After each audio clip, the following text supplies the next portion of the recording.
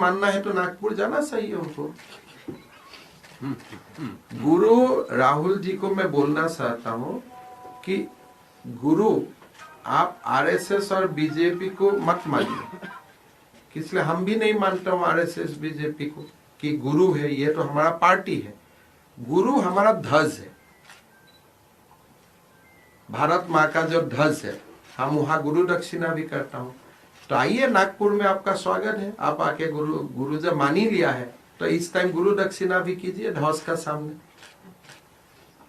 कमलनाथ ने भी बोला है कि उनके हिसाब से 2024 में विपक्ष का प्रधानमंत्री का कैंडिडेट राहुल गांधी होंगे। देखिए, विपक्ष का कैंडिडेट राहुल गांधी भी हो सकता है और जितना बड़ी नेता है सारे विपक्ष का कैंडिडेट हो सकता है, उसमें तो बीजेपी का कंट्रोल नहीं है। लेकिन बीजेपी का और देश का कैंडिडेट नरेंद्र मोदी है। मैं पहले भी आपको गुजरात चुनाव का समय में भी बोला हूं कि कौन सिल्वर मेडल लेगा, कौन ब्रॉन्ज मेडल लेगा, उसका ऊपर हमारा कोई कंट्रोल नहीं है। हम इतना जानता हूं कि हमारा उम्मीदवार बोलिए, हमारा आशा का किरण बोलिए, वो प्रधानमंत्री नरेंद्र मोदी है। देश का आशीर्वाद लेके प्रधानमंत्री मोदी जी ही 2026 में प्रधानमंत्री बनेगा। उम्मीदवार कोई भी बने, आपत्ति नहीं है। प्रधानमंत्री नहीं बनेगा, प्रधानमंत्री मोदी बनेगा। उम्मीदवार आप भी बने, क्या आपत्ति है? पायल जी भी बन जाए, उम्मीदवार में कोई आपत्ति नहीं है। तो आप पूछ लीजिए राहुल जी कब नागपुर आते हैं ध्वज को प्रणाम करने के लिए। रहेगा साथ में। सर, क्या राहुल गांधी जाएंगे नागपुर तो आप लोग स्वागत करेंगे उनका? नहीं, देखिए, राहुल गांधी जी ने बोला है कि मैं बीजेपी और आरएसएस को धन्यवाद देता हूं, गुरु मानता हूं कि वो हमारा मार्गदर्शन करता है। तो आप तो जानते हैं, गुरु तो ऐसे स्टेटमेंट में कोई मानते हैं। गुरु मानना है तो आप आके हमारा भारत माँ का ध्वज को प्रणाम कीजिए, गुरु दक्षिणा दीजिए और आप आगे बढ़िए स्वयं सेवक का रूप से। क्या आपत्ति है? संघ का द्वार तो सबके लिए खोला है और संघ में किसी को स्वागत नहीं किया जाता है। संघ में लोग जाते हैं निष्ठा को लेकर। यहाँ में स्वागत नन स्वागत और कोई शादी नहीं होता है।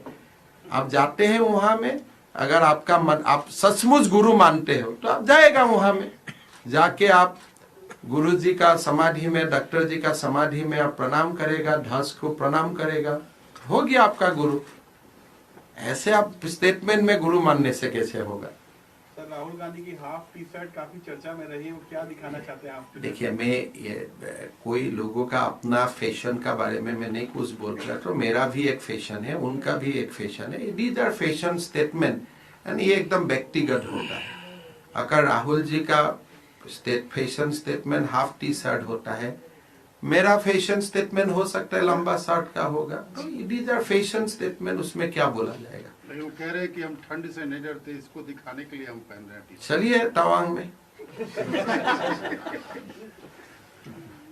आप कितना, भारत का कितना लोग ठंड से नहीं डरता है, कितना लोग का कांग्रेस का शासन के लिए 60 इयर्स भारत में कितना गरीब है, एक ठंडा का समय में कपड़ा नहीं मिलता है। तो ये देखिए, ये सब बात इतना ही है कि भारत में बहुत गरीब बच्चा है, बहुत गरीब माँ बाप है, जिसको पहनने के लिए कंबल भी नहीं है, स्वेटर भी नहीं है, और उनका वो कंपल्शन है। आपका है लेकिन आप नहीं पहन रहे, आपका वो फैशन स्टेटमेंट है। तो एक फैशन स्टेटमेंट और कंपल्शन का बीच में डिफरेंस होता है। मेरा तो इतना ही है भाई, आपका जो कुछ है वो आप दूसरा को दे दीजिए, आप जब नहीं पहनते हैं। Chief Minister, you have been talking about demographic changes and population control as well. There is this Muslim cleric Sajidi, Maulana Sajidi. He says that in 100 years Muslims will take over India and we will convert Ayodhya again into Babri Masjid. I do not disagree with him.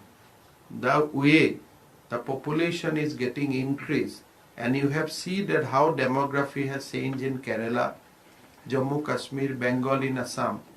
So I don't dispute his statement, but this is the real problem.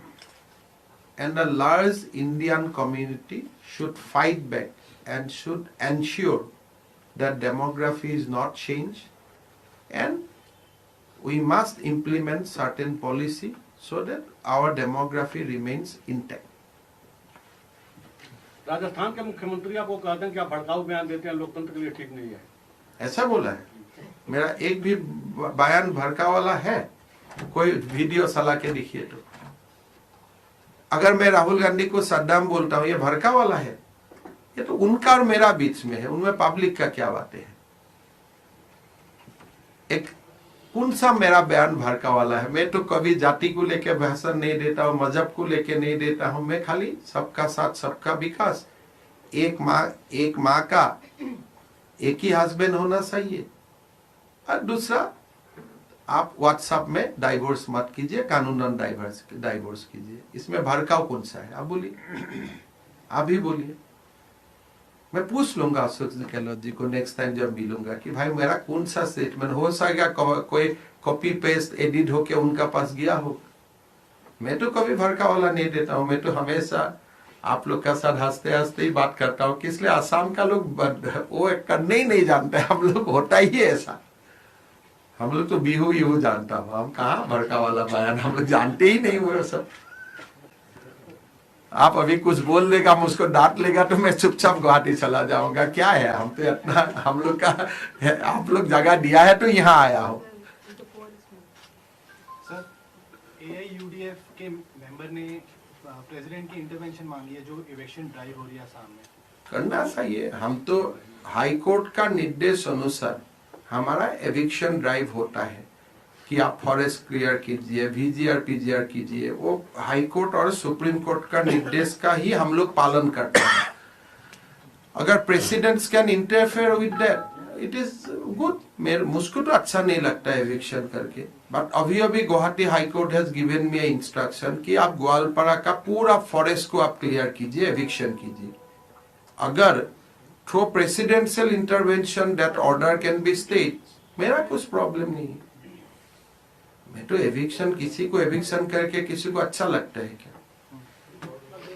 करना पड़ता है कानून। जब मैं CM का कुर्सी में हूं, अगर आपका VGR PGR किसी ने एनक्रोच किया है, अगर आपका फॉरेस्ट किसी ने एनक्रोच किया है, अगर किसी ने आपका 17 मंदिर का जमीन एनक्रोच किया है, तब तो आपको करना पड़ेगा। This is the job of a chief minister.